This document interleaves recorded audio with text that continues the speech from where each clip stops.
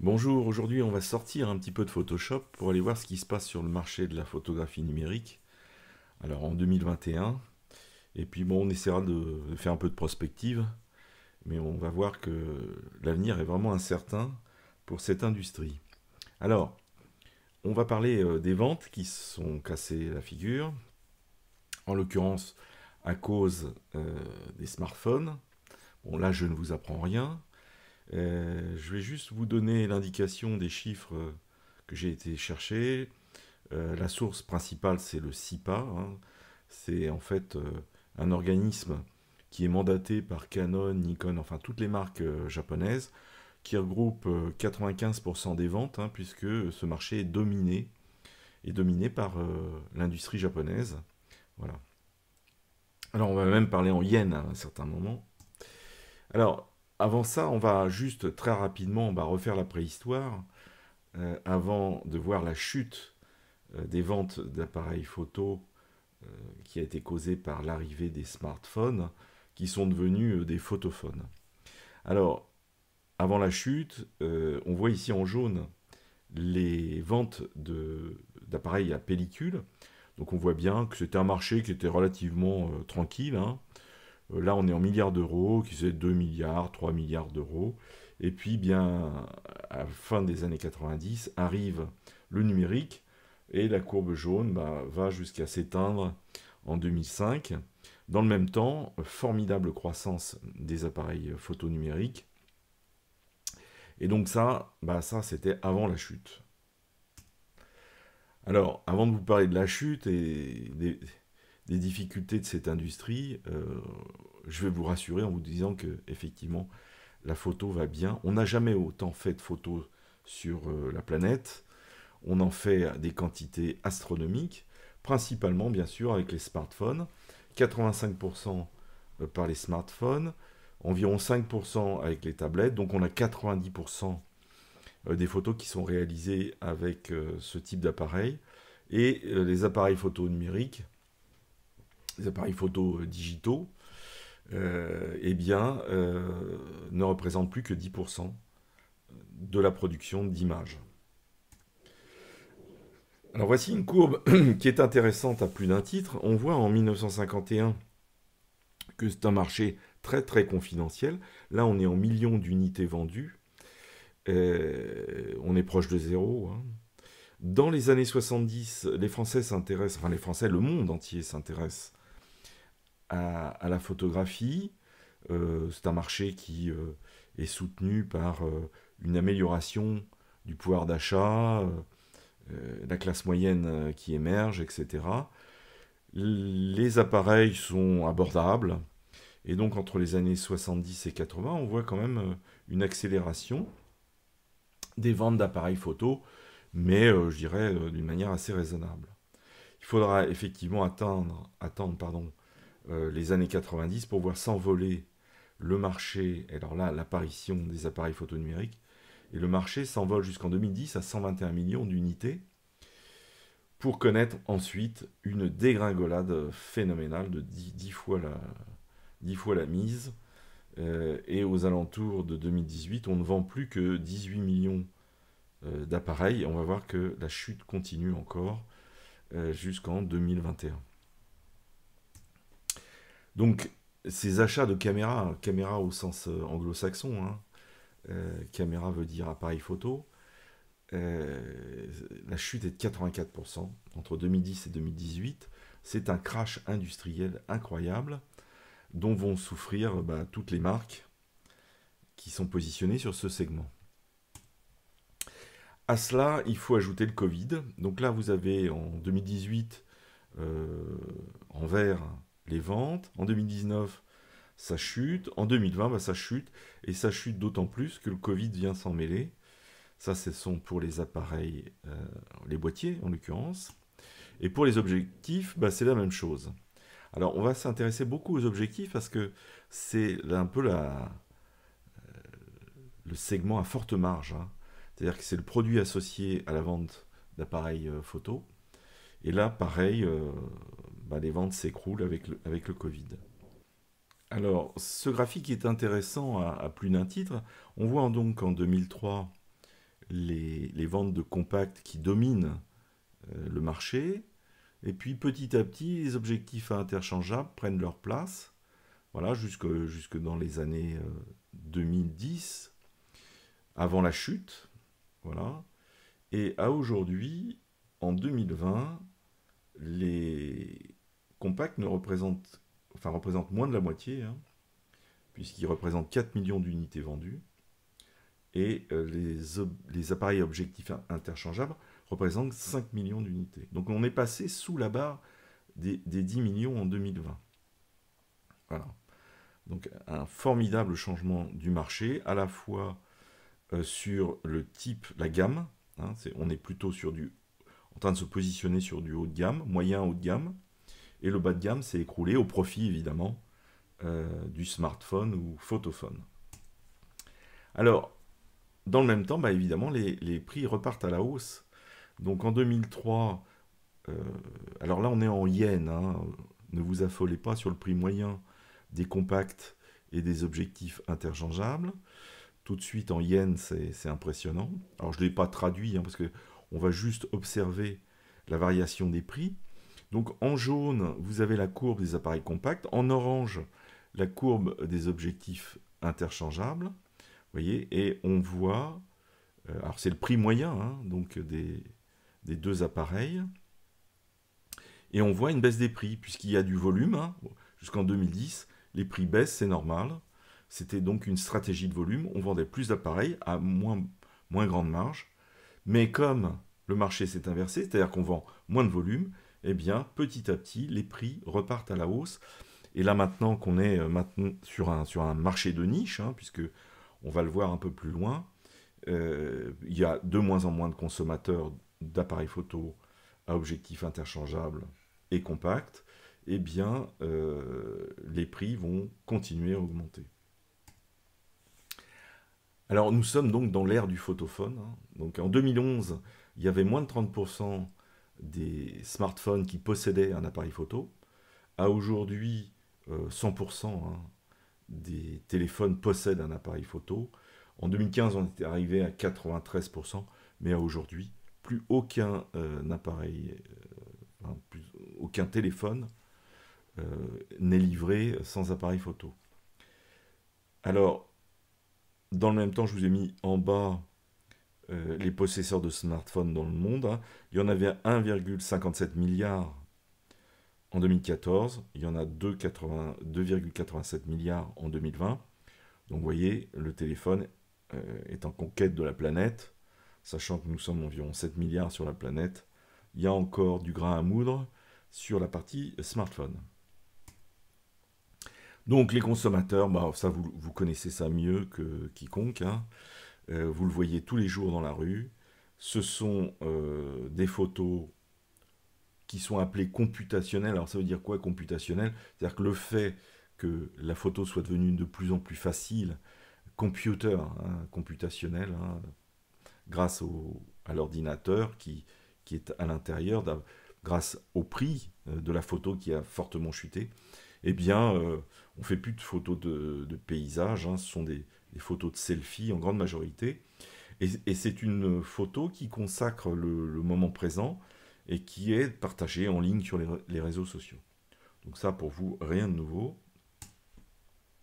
Alors, ces fameux smartphones ou photophones, eh bien, ce sont des appareils de plus en plus sophistiqués qui possèdent un grand nombre d'objectifs maintenant. Hein. Donc là, par exemple, sur le Huawei 40, il y a 4 objectifs et 6 capteurs. Alors, vous voyez, sur le dos de l'appareil, il y a 3 objectifs. Le quatrième petit rond que l'on voit, c'est en fait un capteur qui permet de faire l'autofocus. D'accord ? Et devant cet appareil, il y a un autre objectif et un autre capteur pour faire l'autofocus. Ce qui fait qu'au total, sur cet appareil, on a 4 objectifs et 6 capteurs. Alors ces petits capteurs autofocus s'appellent des TOF. Voilà, donc on retrouve la même chose sur l'Xperia, là, avec une proposition d'un 16 mm ouvert à f2.2 de 12 millions de pixels, etc. Voilà. Il y a même un zoom, hein, 70 mm, 105 mm, de f2.3 pardon, à f2.8 à 12 millions de pixels.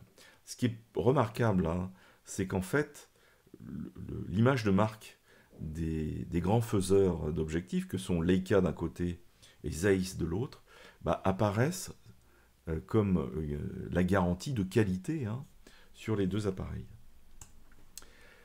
Alors cette image, elle est symbolique parce que, en fait, on voit un appareil photo hybride avec au-dessus embarqué un téléphone. Et ce téléphone portable dispose de technologies que ne possède pas l'appareil qui est juste en dessous. Donc en fait, c'est vraiment symbolique que l'appareil photo numérique a besoin de cet appareil, de ce smartphone, pour fonctionner. Alors là, en l'occurrence, on a une chaîne de télévision en direct, hein, puisque ce montage permet d'avoir en temps réel des images en 6K qui sont en streaming, qui peuvent être envoyées sur une chaîne YouTube par la 5G. Voilà. Et donc, c'est vraiment... alors, cette photo sera de la préhistoire, je pense, à l'avenir. On n'aura plus besoin d'embarquer, mais c'est bien, cette photo montre bien combien le téléphone est un peu en avance sur l'appareil photo numérique. Alors voici un éclaté de ce qu'est un objectif sur un smartphone. Alors là, c'est grossi, hein, tout ça est emboîté, ça pèse l'épaisseur d'un téléphone. Et là, on a des possibilités incroyables avec de toutes petites lentilles. Mais revenons à notre marché au marché qui nous intéresse, c'est-à-dire le marché des amateurs experts et puis des professionnels. Et là, on voit que le réflexe est en train d'être grignoté par les hybrides. Alors, 60% de part de marché en 2018 pour les réflexes, et on arrive à plus que 40% en 2020, et ce phénomène va continuer, d'autant plus que les quelques défauts que possèdent les hybrides sont en train d'être gommés, et les réflexes n'ont bientôt plus d'avantages technologiques par rapport aux hybrides. Donc on va regarder un petit peu quelles sont les stratégies des marques face à ce marché qui s'est littéralement effondré. Et il faut maintenant que les marques réagissent. Alors comment vont-elles réagir? Dans un marché, hein, là on voit les parts de marché. Alors, je vous ai mis des schémas en japonais. Bon, il n'y a pas de difficulté à le lire. Hein, je sais que tout le monde est bilingue japonais. Donc on voit ici sur la gauche, en 2019, Sony qui passe devant Nikon. Et ça a été vraiment un coup de tonnerre sur ce marché. On avait un Canon qui était en tête, qui est toujours en tête, un Nikon qui était installé à la deuxième place depuis des années, et un Sony qui est venu jouer les troubles faits et prendre la deuxième place devant Nikon. Sur la partie droite, vous voyez donc les chiffres du CIPA, donc qui couvre 93,7% du marché. Donc les parts de marché qu'on voit ici, en dessous, reflètent bien le marché. Donc un Canon à 45% de parts de marché, Sony qui prend la deuxième place, mais qui est la moitié, moins de la moitié des parts de marché de Canon. Et puis Nikon qui se situe juste derrière Sony, avec 18% de parts de marché, et après une grande marche. Une grande marche sépare Fuji et Panasonic qui n'ont que 4,7% de part de marché. Alors, qui sera le client de demain pour ces entreprises? Eh bien, ce seront les 10% de consommateurs qui restent, hein, sur le marché haut de gamme. Alors, ils parlent beaucoup des professionnels, mais en fait, quand ils parlent professionnels, ils incluent les amateurs experts, hein. Alors, la cible, c'est une cible un peu peau de chagrin maintenant, hein. Donc, en 2019, le président de Canon évaluait les ventes à venir à 10 millions. Alors, en fait, les 10 millions, on ne les a pas eu en 2020, puisqu'il n'y a eu que 9 millions d'unités de vendues. Mais bon, en fait, il fait un correctif un petit peu.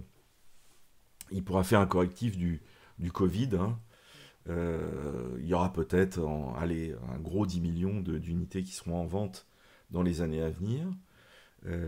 En fait, le marché des professionnels représente 5 à 6 millions, là, une grosse moitié de ces ventes. Mais quand on parle de ces 5 ou 6 millions, il y a les amateurs experts qui sont à l'intérieur. Donc il n'y a pas de chiffres sur les amateurs experts, c'est assez difficile à les trouver. Bon, on peut estimer, quand on fait une corrélation entre les ventes annuelles et le taux de renouvellement euh, du matériel chez les amateurs experts et professionnels, on peut estimer que le marché amateur expert est aux alentours de 15 à 18 millions au niveau mondial. On a par contre des chiffres en France qui donnent une petite idée de ce qu'est ce marché, hein, qui est un marché de niche désormais. Il y a 1300 photographes qui possèdent une carte de presse, donc c'est pas énorme, hein. Et quant aux professionnels indépendants qui font des photos de mariage, des photos pour l'industrie, des photos pour les entreprises, ils représentent 25 000 photographes. Et ça, ce sont des chiffres fiables, puisque c'est la source .gouv qui nous les donne. Alors, ces indépendants, là, ces 25 000 indépendants, bah, en fait, ces gens-là vivotent un peu. Malheureusement, ils ont du mal à vivre de leur métier. Ils ont, pour 43% d'entre eux, ils ne dépassent pas les 15 000 euros euh, de chiffre d'affaires. Alors, il y a un petit peu, et là je ne dénonce personne, je ne vise personne, il y a un petit peu de travail main à la main. Et puis un tiers, bah, 31%, déclare des revenus situés entre 15 000 et 30 000 euros. Et 24% déclarent un revenu supérieur à 30 000 euros. Vous voyez, c'est pas un secteur où on vit très, très. Enfin, dans un secteur où on fera fortune. Alors, ce segment pro et amateur résonne de plus en plus quand même du point de vue économique, parce que faire de la photo numérique, ça coûte cher. Ça coûte cher. Bien sûr, il faut un boîtier, des objectifs, donc là, vous connaissez les prix, hein. Mais c'est un écosystème où il faut avoir un ordinateur, des logiciels de retouche, des cartes, des disques de stockage. Demain, on sera de plus en plus sur le cloud, mais le cloud sera payant. Il faut pouvoir disposer d'une imprimante.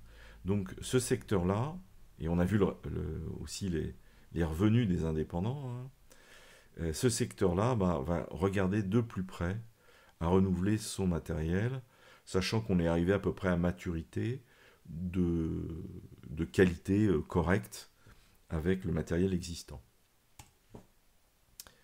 Alors, les quatre remarques que l'on voit là, on va les étudier, sachant que Canon, Sony et Nikon représentent 85% du marché, Fuji possède 5% du marché, enfin 4,7%. Je l'ai mis là parce qu'ils ont une stratégie qui est intéressante, une stratégie du petit pousset face aux trois géants que sont Canon, Sony et Nikon. Alors on va commencer par Canon. Canon annonce qu'ils vont recentrer leur stratégie vers le haut de gamme, hein, puisque le reste du marché a disparu au profit des téléphones portables. Donc ils abandonnent les compacts bas de gamme, le moyen de gamme. Ils vont probablement faire comme Nikon, avoir quelques appareils APS-C experts en amorce de gamme avant que le client ne passe en full frame et sur un environnement beaucoup plus coûteux. Donc pour ceux qui ne veulent pas, dans un premier temps, mettre beaucoup d'argent, les objectifs étant moins chers en APS-C, les boîtiers également, donc il y aurait une stratégie de garder quelques appareils pour faire monter le client en gamme. Et puis ils ont décidé de s'occuper d'autres secteurs, hein, puisque ce secteur a disparu littéralement. Ils vont s'orienter vers le service, le médical et l'industrie. Il y a beaucoup d'optiques pour le médical. L'industrie a aussi des besoins en matière d'appareils de surveillance. Donc leur force, c'est d'être avec une part de marché très importante, hein, 45%, donc ils ne vont pas abandonner ce segment.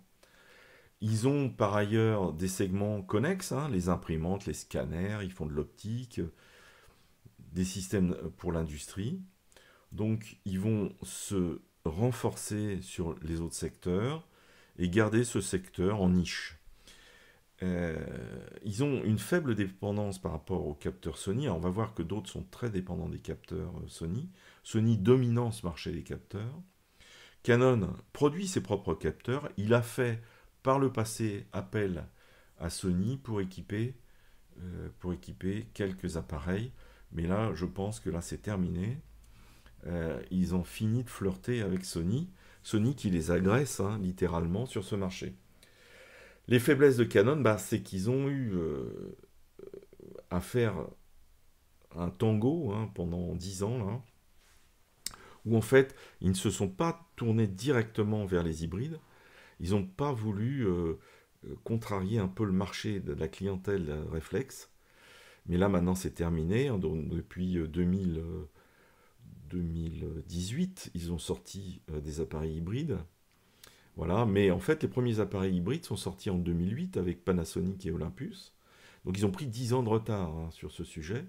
Sony, 2 ans après les sorties en 2008, se sont intéressés aux hybrides et ont pris de l'avance en matière d'hybride. Alors ils se retrouvent avec un coût de développement de la gamme hybride, bah, qui vient d'apparaître, hein, donc sur un marché qui est devenu de plus en plus étroit.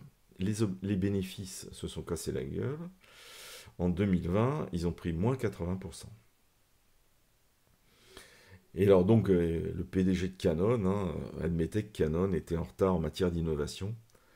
Euh, donc c'est vrai qu'ils ont traîné les pieds en matière d'innovation. Ils ont vécu, c'est ce que je mets dans les observations, là j'ai mis la politique de la vache à lait, c'est-à-dire qu'ils étaient en position dominante avec Nikon, et tranquillement ils géraient ce marché à leur rythme, sans forcer le pas, et ils ont mis du temps à réagir. Alors il y a eu l'affaire, on verra que pour Nikon il y a eu une affaire similaire, mais pour Canon il y a eu l'affaire du 5D Mark IV, hein. Donc ils sortent un appareil qui s'appelait le 5D Mark III en 2017, et peu de temps après, ils sortent un appareil qui s'appelle le 5D Mark IV. Donc les gens qui avaient acheté le Mark III, eh bien en très peu de temps se sont retrouvés avec un produit obsolète. Bon, ça, les consommateurs deviennent fous, hein, quand on leur fait des choses de ce type. Donc, pour rectifier un problème marketing qu'ils avaient avec le 5D Mark III, enfin, ils ont commis des erreurs, sont pris les pieds dans la moquette, ce qui a passablement agacé la clientèle. Donc, comme toutes les autres marques, hein, ils ont aussi subi euh, les problèmes du Covid. Sony, alors Sony, eux, ils ont les dents longues, ils veulent devenir numéro un mondial, et ça, très rapidement. Alors, on ne sait pas très bien comment ils vont faire, puisque, on l'a vu, ils ont 20% de part de marché, Canon en a 45%, hein, c'est énorme de devoir gagner 25% de part de marché, mais ils veulent faire ça dans un délai très court, ils ont décidé que dans les 3 ans qui viennent, eh bien, ils seraient numéro un mondial. Voilà, allons-y, on verra s'ils en sont capables. Mais pour le moment, c'est vrai qu'ils ont grignoté pas mal de parts de marché. Alors, ils ont une gamme assez intelligente par segment. Donc, si on prend la 7.3, ils ont décliné la 7.3 en A7 III normal, A7 IIIS, A7 IIIR, selon l'usage et l'utilisation des clients. Donc, eux, ils misent tout sur les hybrides full frame.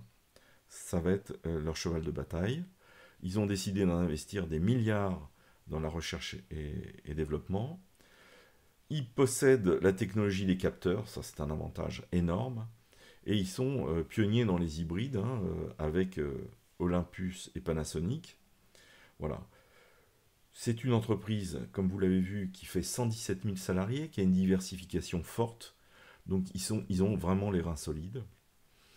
Leur seule petite faiblesse à aujourd'hui, c'est qu'ils n'ont pas encore acquis totalement l'image auprès des pros, encore que ça change très très vite, notamment sur le sujet de la solidité des boîtiers. Bon, mais ça, je pense que très rapidement, ils vont gagner le cœur des professionnels et des amateurs experts.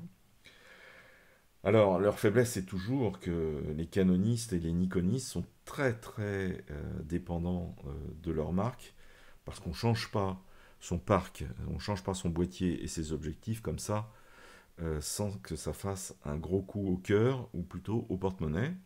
Donc cette clientèle est captive à moyen terme, mais ils ont déjà gagné des parts de marché, et un certain nombre de professionnels sont déjà passés chez Sony. Et les amateurs experts également. Donc, il y a une petite histoire qui dit que Sony se réserverait les meilleurs capteurs pour ses appareils. Voilà, Nikon utilise le capteur de l'A9 pour son D850. Ça, c'est une des grandes faiblesses de Nikon, c'est de dépendre de Sony. Voilà, donc les amateurs et les pros, c'est vrai, sont fidèles, mais fidèles à la marque, mais moins du point de vue affectif que du point de vue économique. Et donc l'innovation que propose Sony est en train de faire son chemin. Et évidemment, ils sont également un peu freinés par les effets du Covid. Nikon, c'est le grand malade dans cette affaire. Alors vous voyez que Nikon, c'est un petit pousset en termes de nombre de salariés. Ils n'ont que 20 000 salariés. On a vu que Canon et Sony tapaient dans les 100 000 salariés au niveau mondial. Donc on n'est pas dans la même cour. Donc eux, ils ont décidé, comme Canon, force est de constater que le marché a bougé, de se recentrer sur les activités haut de gamme. Ils veulent développer le médical. Ils sont déjà présents sur les lunettes, mais ils vont encore plus accélérer leur diversification qui est faible chez eux. Voilà, et ils vont concentrer leurs efforts sur le full frame, et ils vont garder, alors eux c'est clairement annoncé, quelques APS-C experts pour faire monter le client en gamme sur le full frame. Voilà, pour ceux qui ne veulent pas investir tout de suite dans des sommes qui sont importantes. Alors, leur notoriété chez les pros, elle est acquise, ça, il n'y a pas de doute.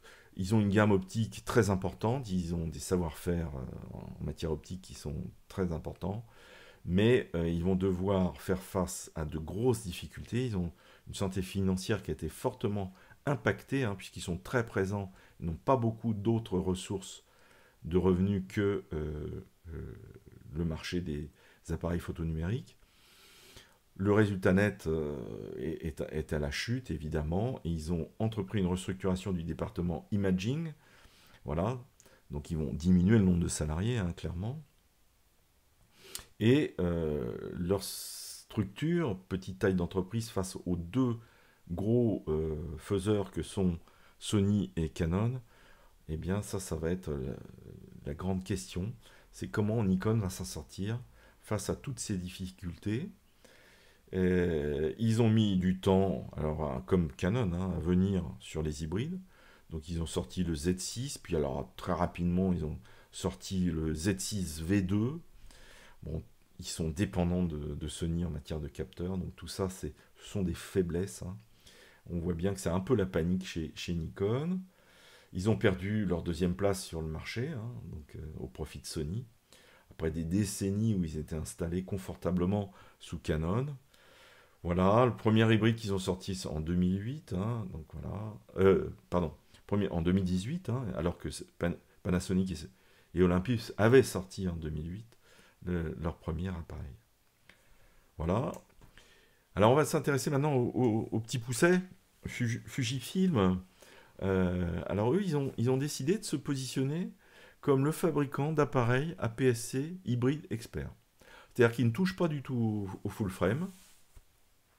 Là où Canon et Nikon se battent, et Sony également, ils ont décidé d'être les champions du monde de la PSC hybride expert. Et puis après, ils attaquent le moyen format. Et où là, ils commencent à être connus en moyen format. Donc ils ont cette espèce de stratégie de niche sur la PSC. Et puis ils laissent, ils laissent les gros s'entretuer sur le full frame. Voilà, ils sont très forts en marketing digital. Ils travaillent beaucoup sur les influenceurs. Hein, vous savez, ces youtubeurs hein, qui vous conseillent pour acheter telle ou telle marque. Et puis, ils investissent beaucoup en recherche et développement. Donc, ils ont une stratégie très très particulière où en fait, ils font pas comme Canon et Nikon. Hein. Canon et Nikon ont des appareils qui sont les euh, vaisseaux amiral. Hein. Ils ont un vaisseau amiral et puis une déclinaison de tout un tas d'appareils avec moins de fonctionnalités en dessous. Eux, ils ont pris un seul segment et ils offrent d'entrée de gamme à tout le monde quasiment toutes les innovations. Voilà. Alors il y a des petites différences entre les appareils, mais quand on achète un Fuji Expert hybride, on a, quel que soit le modèle, accès à quasiment toutes les innovations de Fujifilm. Donc ils ont une avance sur le marché des hybrides, hein, et ils ont un parc d'optique qui est vraiment très intéressant maintenant et de très très bonne qualité. Alors, ils jouent aussi sur un design néo-vintage. Canon et Nikon, hein, ils ont des boîtiers qui sont plutôt des tanks. Voilà, eux, Fujifilm essaye de travailler un petit peu sur l'aspect design. Chez Sony, c'est pareil, une petite approche. Hein. On a vu qu'ils avaient mis une espèce de petite bague en cuivre euh, à l'endroit où l'objectif rentre sur le boîtier, bon, qui donne un petit look un petit peu sympa. Chez les amateurs experts, le look a son importance, mais je pense que les pros n'y sont pas insensibles non plus. Alors, les faiblesses de Fuji, bah, vous l'avez deviné, hein, c'est sa taille face aux géants Sony et Canon. La part de marché qu'ils ont est de 4,7% et l'imagerie dans leur business ne représente que 15% de leur chiffre d'affaires. Ils sont impliqués avec une déclinaison qui s'appelle pas Fujifilm, mais qui s'appelle Fuji quelque chose. Ils ont des déclinaisons dans le médical, la télévision, les semi-conducteurs. Ils sont présents ailleurs. Donc, de ce point de vue-là, ils sont faibles en part de marché, mais on peut dire que leur diversification leur sert. Et ils sont assez réactifs pour sortir des produits un peu de niche. Ils avaient sorti un appareil qui s'appelle l'Instax au moment où le Polaroid avait disparu. Et ce petit appareil Instax qui vous fait des photos instantanées, hein, ces appareils se sont vendus à 7,8 millions d'exemplaires en 2016. C'est énorme. Donc ils sont assez réactifs. Leur petite taille leur permet d'être très réactifs. Dans le même temps, Leica, marque allemande, hein, sortait, alors là, d'une manière assez étonnante, un produit un peu similaire qui s'appelait le Sofort One. Alors, un avenir incertain. Je vous ai mis une pellicule Kodak sur le côté. Bon, ça, c'est pour faire référence à un grand crack qui a eu lieu sur la photographie précédemment. Ça a été la chute de Kodak au moment où l'argentique disparaissait. Voilà, alors depuis la crise, là, la dernière crise, en fait, il y a eu des mouvements. Alors, est-ce qu'il y aura des rachats, des faillites, des alliances? Alors, il y a eu l'alliance Olympus Japan Industry Partners, alors, qui est une alliance un petit peu financière, hein, parce que Japan Industry Partners n'a rien à voir avec la photographie. Il y a eu aussi une alliance Panasonic Leica Sigma concernant une bague commune pour monter les objectifs sur les boîtiers. Et puis bah, derrière, il y a toute l'industrie aussi des fabricants d'objectifs qui sont là, pris dans la crise. Alors, on pense à Tamron, Zeiss, Samyang, etc. Bon, ils sont à moitié sauvés, enfin en partie sauvés par le fait que les hybrides nécessitent de nouveaux objectifs, donc ils fabriquent de nouveaux objectifs.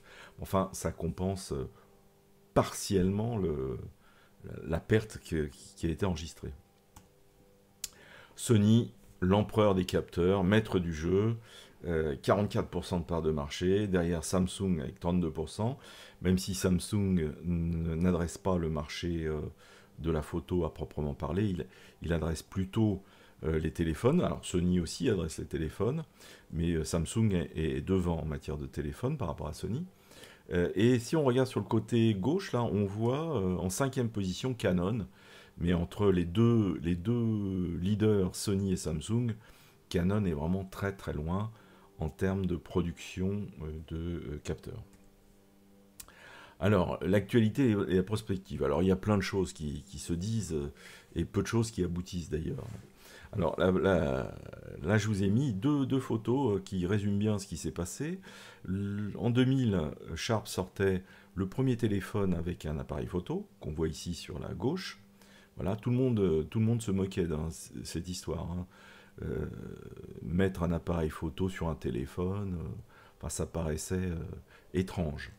Mais maintenant, plus personne ne conteste la présence de l'appareil photo, surtout que ça devient, alors après le fait de téléphoner, hein, la première fonctionnalité du téléphone.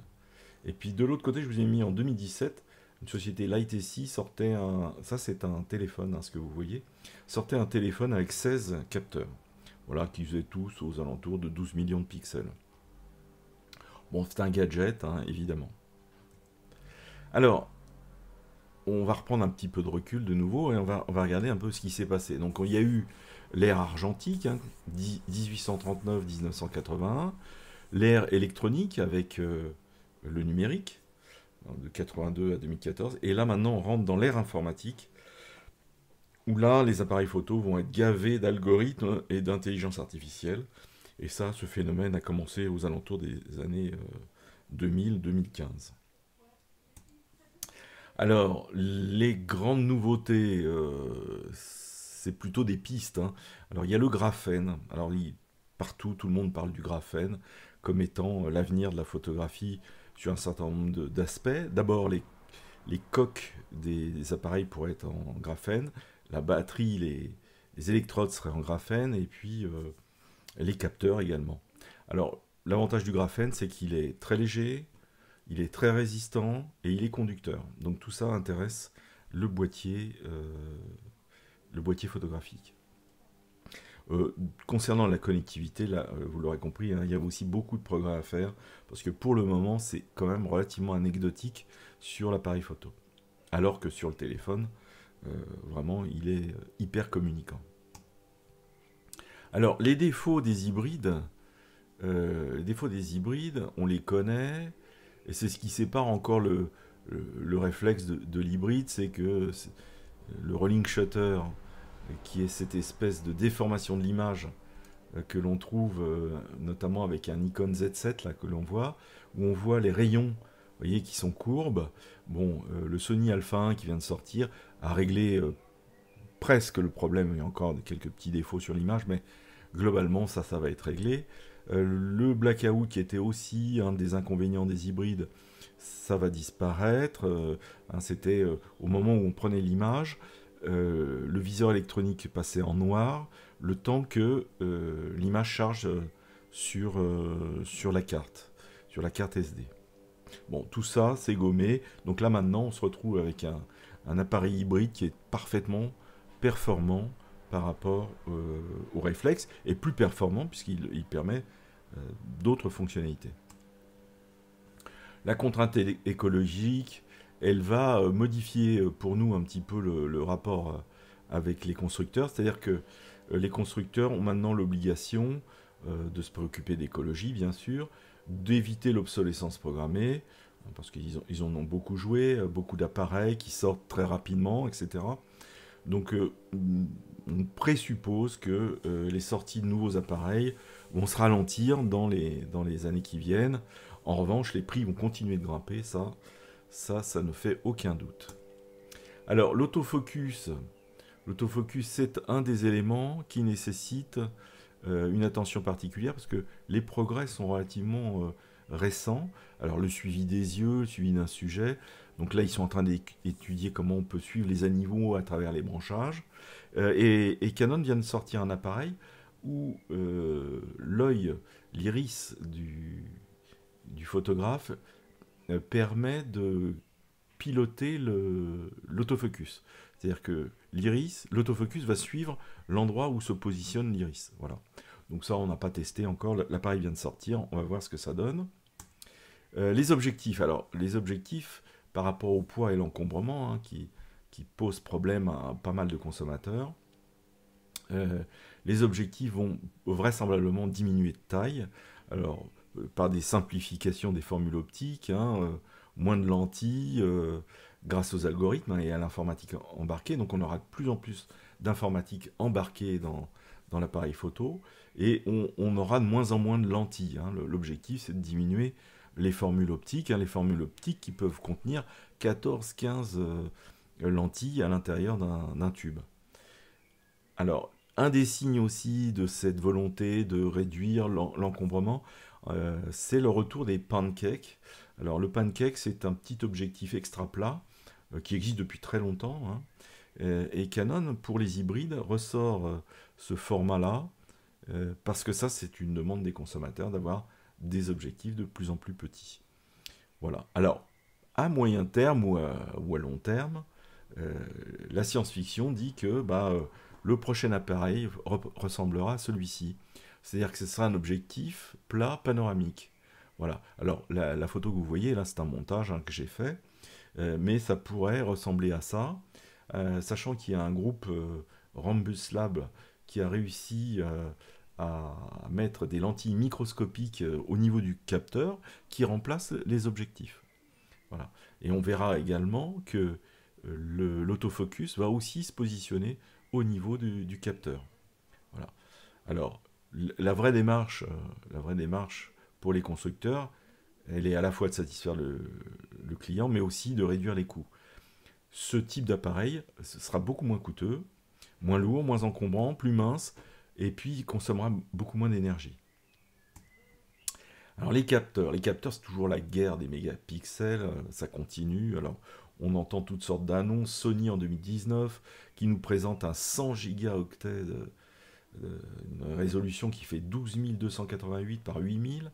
Voilà. Euh, Sony est toujours en train de nous parler d'une arlésienne, là, qui est le fameux capteur courbe, là, hein, qui permettrait d'économiser des lentilles sur, sur les objectifs.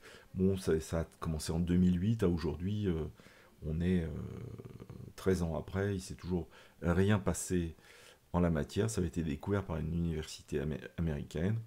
Voilà. Et puis, alors, autre science-fiction possible, hypothèse possible, les pros vont vraisemblablement muter vers le moyen format, mais par contre, il faut que les prix restent raisonnables et l'encombrement doit diminuer aussi sur ces appareils-là. Donc toujours dans la guerre des mégapixels, plus on va avoir de pixels, plus il va falloir d'énergie pour alimenter des microprocesseurs, des capteurs. Alors tout ça pose le problème qui préexistait, hein, qui est le refroidissement des capteurs, surtout en vidéo. Et donc on va se retrouver avec des capteurs et des microprocesseurs. Les microprocesseurs, ça chauffe aussi. Donc tout ça dans un espace confiné qui est le boîtier de l'appareil photo. Tout ça, c'est pas mal de recherches à faire pour arriver à faire cohabiter tous ces systèmes. En novembre 2020, là, je vous mettais que Sony a créé un capteur, mais pour l'industrie, hein, pas pour la photo. Ce capteur faisait 250 millions de pixels en format APS-C-H. Alors, l'APS-C-H, hein, c'est un format qui se trouve entre l'APS-C et puis le full frame. Alors, Sony essaye de prendre des longueurs d'avance, comme ils maîtrisent la technologie des capteurs, ils auraient déposé un brevet en juillet 2019, qui n'est pas commercialisé à ce jour, qui présenterait un capteur où chaque photosite mesurerait la lumière, calculerait l'exposition, ou gérerait l'exposition. Ce qui veut dire que tous nos collimateurs là, que l'on a aujourd'hui dans nos viseurs disparaîtraient au profit d'un système où chaque pixel contrôlerait le niveau de lumière. Donc cette fin des objectifs, ça serait une évolution vers un nouveau type de photosite qui s'appellerait des micropixels, appelés des JOTS. Voilà, et ça serait pour entamer l'ère du giga, hein, des grandes des grandes définitions qui seraient proches de l'argentique, ou au moins en termes de taille d'unité élémentaire. Là aussi, le graphène pourrait voir le jour dans ce cadre-là. Samsung, avec un capteur qui s'appelle le GN2 à 50 millions de pixels, ce sont les photosites qui réalisent l'autofocus. Donc ça, c'est aussi une nouveauté. Donc on voit bien si le capteur est capable de gérer la lumière, de gérer l'autofocus, etc., qu'on est capable de mettre des micros optiques sur les capteurs, on n'a plus besoin des objectifs. Mais on verra un peu plus loin qu'ils ne sont pas prêts de disparaître pour d'autres raisons. Donc Canon, chaque année, dépose 3200 brevets par an pour tout ce qui concerne ses activités, et une partie de ces brevets va évidemment pour la partie image. Là, très rapidement, pour le citer, là aussi, une annonce en 2018, Panasonic aurait fabriqué un capteur 8K avec un film organique photoconducteur, etc., etc. Alors il y a beaucoup d'annonces comme ça pour faire le buzz, et on verra un peu plus tard que la stratégie de communication est forte sur ce thème. Alors nous sommes entrés dans la photographie de calcul, c'est-à-dire que on va de plus en plus corriger les défauts des appareils photo par le calcul. Voilà. Alors Google, qui s'intéresse à tout, là ça s'appelle Google Lens, ils sont en train, avec l'intelligence artificielle, de mettre en place tout un système qui permettra de reconnaître à l'intérieur de l'image tous les éléments qui figurent dans l'image, de manière à régler l'appareil, mais aussi permettra aussi de taguer les photos depuis l'appareil photo, c'est-à-dire sans attendre de rentrer dans Lightroom et de taguer péniblement les photos avec des mots-clés. Là, ça se ferait directement par la reconnaissance des objets présents sur la photo.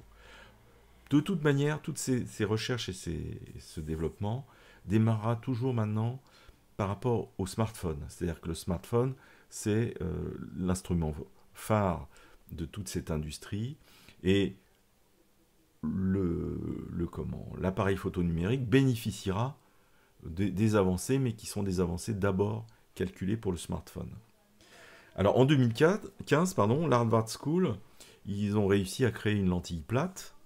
Voilà, et en fait cette lentille plate, elle comporte plein de défauts évidemment puisqu'elle est plate, et donc c'est corrigé derrière par des algorithmes et de l'informatique. Donc on voit bien que la simplification viendra par le calcul informatique. Alors, à l'Université technique de Munich, en Allemagne, ils ont montré qu'il n'était pas possible de prendre une image, d'en enlever un objet pour reconstituer ce qui se trouve derrière l'objet. Bon, quand on connaît Photoshop, ça s'appelle contenu pris en compte. Donc le contenu pris en compte serait intégré à l'appareil photo, et on pourrait reconstituer ce qui se trouve derrière un objet gênant, reconstituer l'image qui se trouve derrière.